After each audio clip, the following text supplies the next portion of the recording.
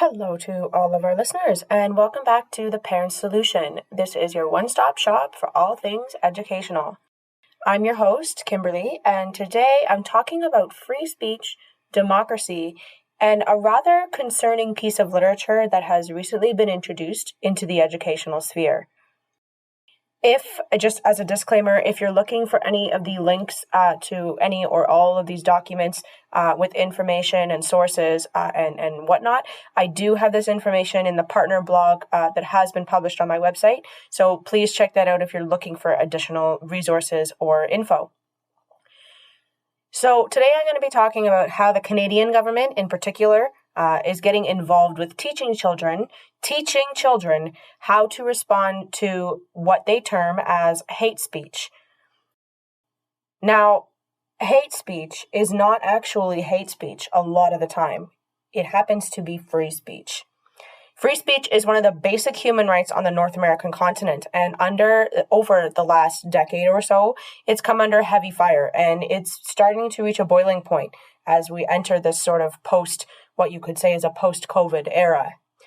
Now, the booklet in question, for those of you who have not seen it or heard about it, so the Liberal Canadian government has been increasingly intent on pushing an agenda of heavy censorship against any person or any group that disagrees with their beliefs. Now, this was on June 30th, 2022, so not too long ago. The cabinet approved a booklet for school children that was entitled Confronting and Preventing Hate in Canadian Schools. Again, that's Confronting and Preventing Hate in Canadian Schools. This piece of literature was created by the Canadian Anti-Hate Network, or the CAHN.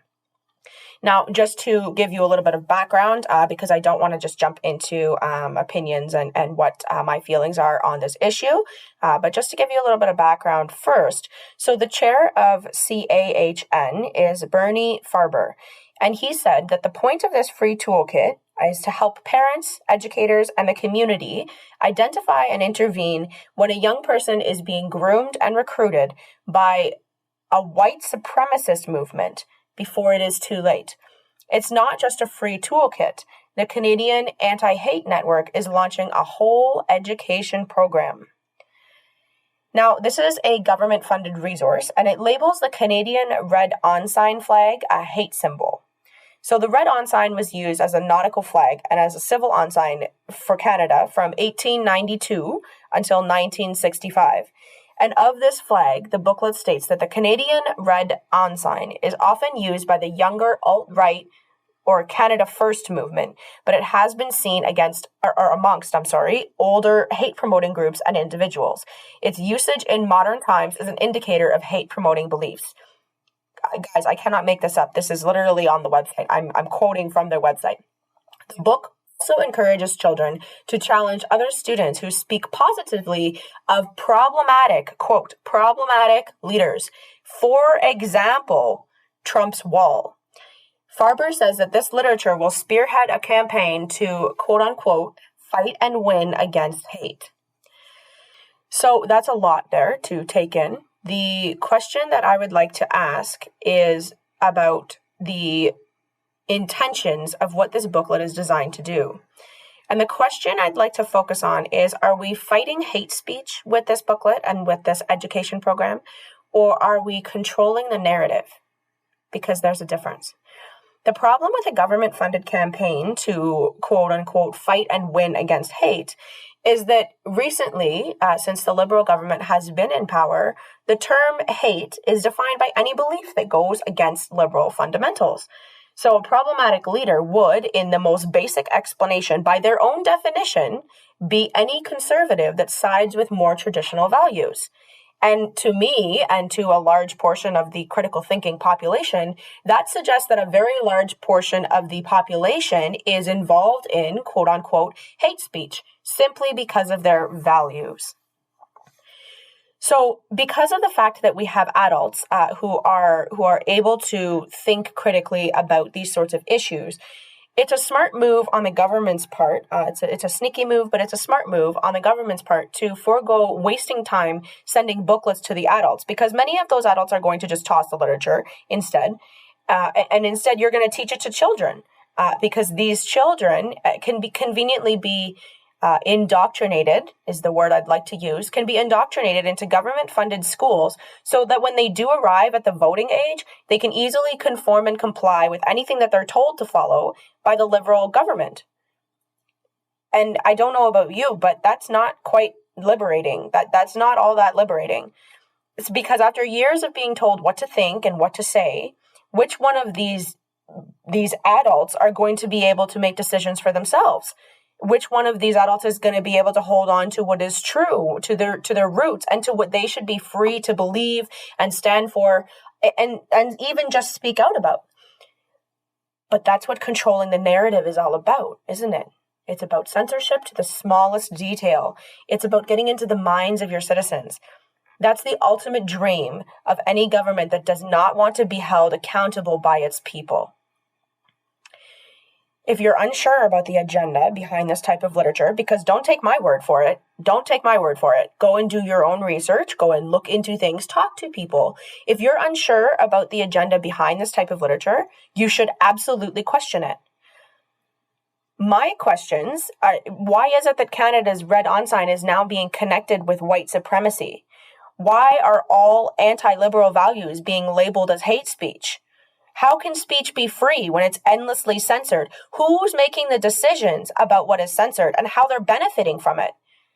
Now, those are my questions, and they're hard questions to ask, and the answers are often even more difficult. But it doesn't mean that I shouldn't ask them. So this is the current problem that we're talking about. And, this being the parent solution, I do like to provide some alternative or even traditional solutions for you parents who are listening. So my solution to this, we can get upset. We can do rallies. We can have all of these different protests and things going on, but that's going to take a long time to be able to change. So how do you start with making your own change within your own environment? It's by teaching free speech.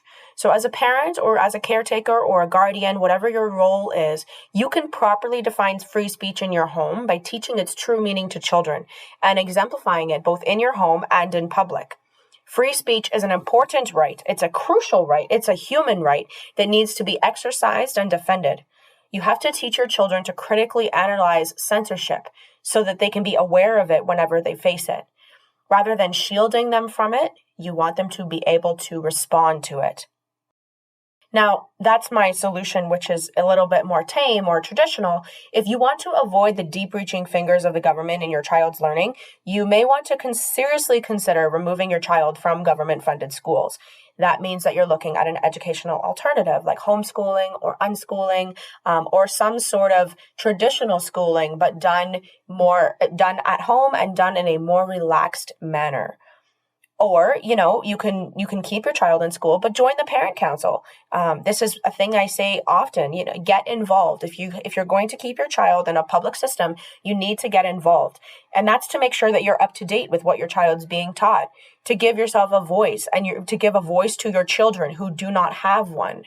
You need to have regular conversations with your child's teachers, and don't be afraid to remove your children or tell the teachers that you want your child removed from certain topics of discussion so that you can protect them and you can teach your child instead. Because as a parent, you want to ensure that the education your child receives, whatever that education is instilling the same values that you believe in into your child. And by values, I'm talking about skills. I'm talking about work ethic. I'm talking about critical thinking. Those are things that should be taught and that are not. So I hope that this conversation has inspired you to take a deeper look, if nothing else, to take a deeper look into what exactly your child's being taught, regardless of what school they attend, regardless of what their schooling experience looks like. As a parent and a guardian and a caretaker, you are responsible and you need to ask those hard questions for your child. If you have any comments or questions, either about this issue or about some others that may have come up for you, you can always find me on social media. It's Star Students on Facebook and LinkedIn, or starstudents.learning on Instagram. You can also reach out through email, which is all over social media channels.